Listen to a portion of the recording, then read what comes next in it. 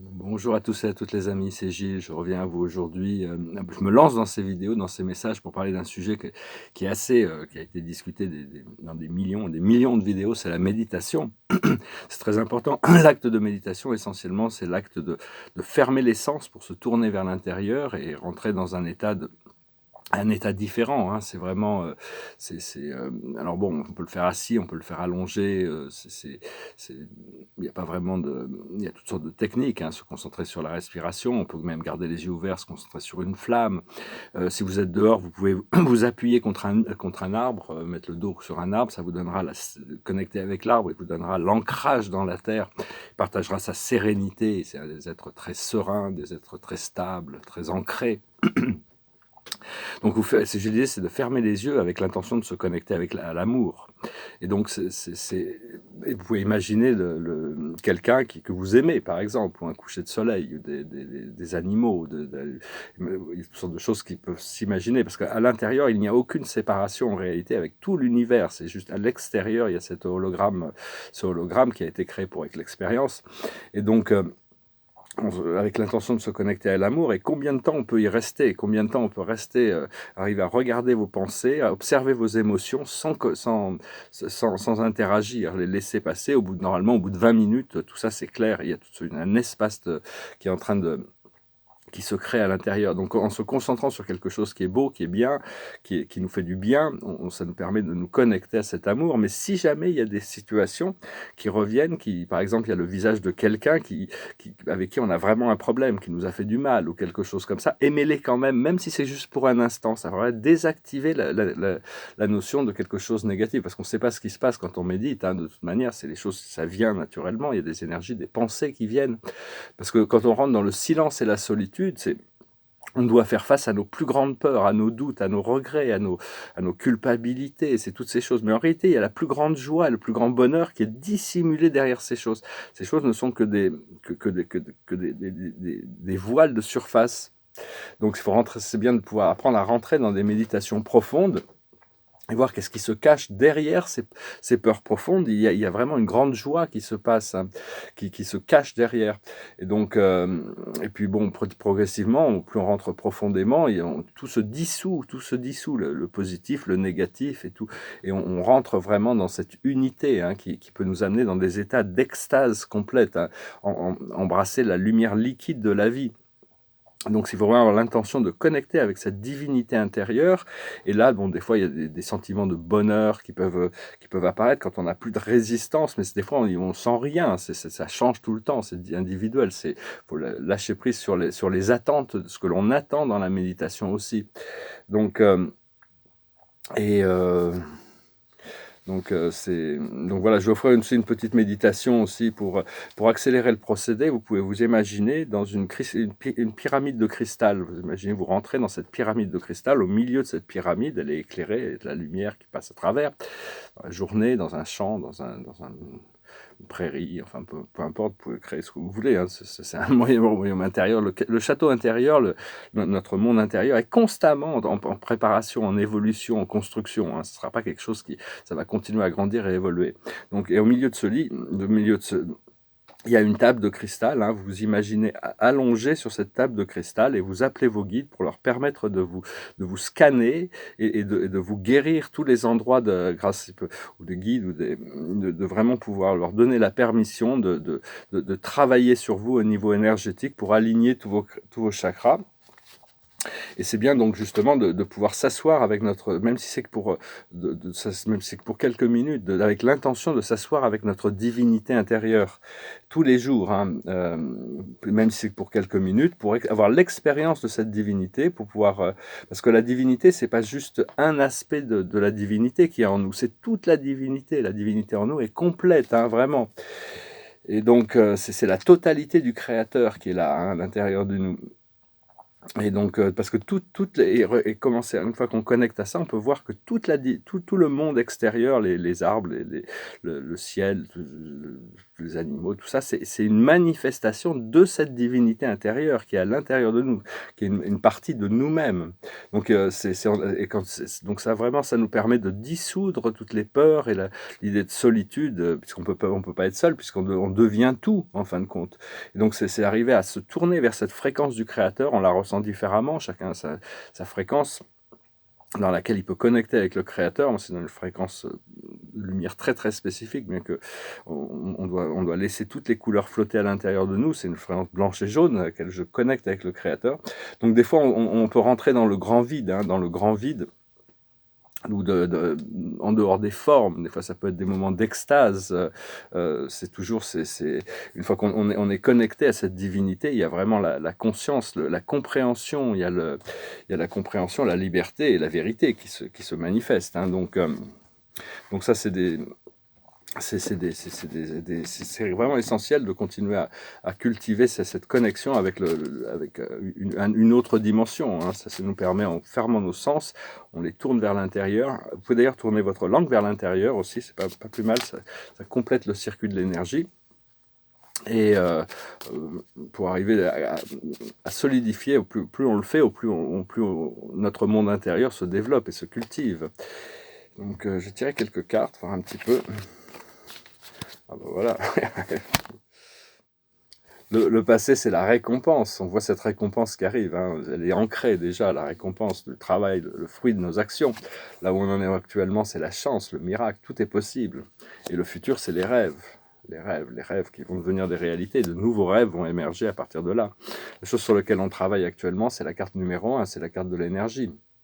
Tout est énergie, on est le magicien de notre expérience, on va devenir beaucoup plus conscient de ce monde de l'énergie. Et le futur, ça va être les choix. On a toutes sortes de choix qui sont déjà faits et qu'on n'a pas besoin de les choisir, on les a déjà choisis. Mais il y a toutes sortes de nouveaux choix, on va avoir beaucoup plus de liberté dans nos choix aussi, beaucoup plus de possibilités de choisir toutes sortes de choses. Alors on a ces systèmes énergétiques les chakras, c'est des centres, c'est des roues d'énergie, des cœurs, avec le chakra du cœur qui a un accès vertical et frontal, surtout. Mais sinon les autres sont des centres d'énergie. Et donc chaque chakra est connecté à une couleur. Donc laissez les couleurs flotter à l'intérieur de vous. Les chakras doivent ralentir leur fréquence pour être tous en alignement. Et donc il y a 7 chakras, 7 couleurs, 7 notes. C'est des notes aussi. On peut recevoir la lumière à travers des sons, pas la lumière, mais l'illumination, la connexion au ciel. Et chaque chakra est connecté à des maîtres ascensionnés, des archanges et des Elohim. Chaque chakra, il y a des grands archanges qui maintiennent cette fréquence. Donc vraiment, c'est comme si on avait 7 points d'énergie qui ont besoin de fusionner ensemble. Pourquoi 7? Enfin, je ne peux pas en parler de ça, mais 7, c'est vraiment un chiffre très très profond. Il y a beaucoup d'applications paradisiaques du chiffre 7. Au départ, il y a 7 possibles associations de la Trinité originelle, c'est-à-dire il y a 7 manières, 7 voies d'ascension. En réalité, nous, on est dans le 7e super-univers, qui est le plus difficile. C'est la combination du ministre, du Père, du Fils et de l'Esprit combinés. Mais dans le premier super-univers, c'est l'ascension telle que le Père le voit. Le deuxième, c'est tel que le Fils éternel le voit. Le troisième, c'est tel que l'Esprit infini le voit. Le quatrième, c'est le Père et le Fils combinés. Le cinquième, c'est le Père et l'Esprit combinés. Et le 6e, c'est le Fils et l'Esprit combinés.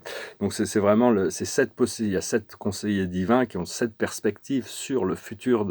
Il y a toujours ces 7 perspectives, ces 7 visions des choses. Donc on a 7 trous dans le visage, il y a 7 jours dans la semaine. Il y a toutes sortes, c'est vraiment un chiffre très profond. Je voulais aussi dire, l'âme est toujours en harmonie avec ce qui est actuellement. C'est l'ego qui a besoin d'avancer. C'est l'ego dans un sens. Notre ego, il nous force à avancer, mais l'âme aussi, mais l'âme est beaucoup plus satisfaite que l'ego dans chaque expérience. C'est arriver à comprendre, savoir que c'est un procédé très très lent d'intégrer cette vérité supérieure, jusqu'au moment où on peut vraiment la vivre. Une fois qu'elle est intégrée, on peut la vivre, on n'a plus besoin d'y penser. Donc il faut continuer à élever notre fréquence. Et après ça, on peut automatiquement trouver l'information qui vient de notre esprit mental supérieur. Et donc, parce qu'actuellement, il y a une dispensation spéciale qui fait que tout est accéléré et tout est plus facile quand même que par le passé. Donc, si on demande, on trouve. Si on demande, on reçoit, si on cherche, on trouve. Si on frappe aux portes, les portes vont s'ouvrir. Et parce que cet amour de la vie, cet amour à l'intérieur, une fois qu'on connecte à cet amour, cette rivière, on va activer cette rivière grâce au positif et négatif. On est vraiment entre les deux. On n'est ni dans le bien ni dans le mal. On est juste, on flotte entre les deux. Et on voit ce qui se passe. De toute manière, il n'y a pas vraiment on peut pas conditionner la vie. De toute manière, la vie, il faut arriver à flotter avec. Elle va s'étendre sur toute la planète, tout le système solaire, la galaxie et l'univers. Tout ça, le potentiel est immense. Donc, on cherche à intégrer les informations qui sont nécessaires pour pouvoir justement commencer à les pratiquer et après que ça devienne des automatismes. Et parler consciemment aussi, ne parlez pas pour ne rien dire, c'est bien de parler, savoir quand on doit être silencieux, quand on doit parler, pour que nos mots aient un sens. Et donc voilà, je vais retirer quelques cartes. Bon, on peut quand même être fier du fait que quand même beaucoup de gens maintenant se sont tournés... on lâchait prise sur toute cette peur, mais ce qui est vendu dans les médias, c'est tout ce qui est offert dans les médias, tous ces programmes ne méritent pas votre attention, ça va bientôt se révéler comme un crime contre l'humanité. Et donc, moi, personnellement, j'ai eu une dose, j'ai eu ma dose, j'ai eu une surdose, même une overdose de discussions sur la maladie, sur les tests, les vaccins, les masques, tout ça, je suis complètement overdose, je peux plus en entendre parler. Ils continuent à essayer d'en parler pour maintenir leur programme. C'est un petit peu comme s'ils nous présentaient la 8e vague de virus avec 97 autres vagues qui arrivent parce qu'ils en ont prévu 105 jusqu'en 2075 pour essayer de... Enfin bon, tout ça, c'est complètement... Ils essaient de nous empêcher de respirer. On a besoin d'expirer les microbes et on a besoin d'intégrer la lumière du soleil. Donc faites-le quand même. Peu importe, bon après ça on respecte, mais savoir que bon, il y a deux choses. La première, c'est que tous ceux qui peuvent tomber malades, il faut prendre de la vitamine C et de la vitamine D. Prenez un bain de bicarbonate de soude si vous avez de la fièvre, avec un peu de vinaigre blanc, ça fera tomber la fièvre, ça endormira le virus. Donc déjà, il y a des moyens, puis bon, il y a des gens, de toute manière, c'est comme une grippe, de toute manière, il y a des gens qui mourraient depuis toujours de grippe.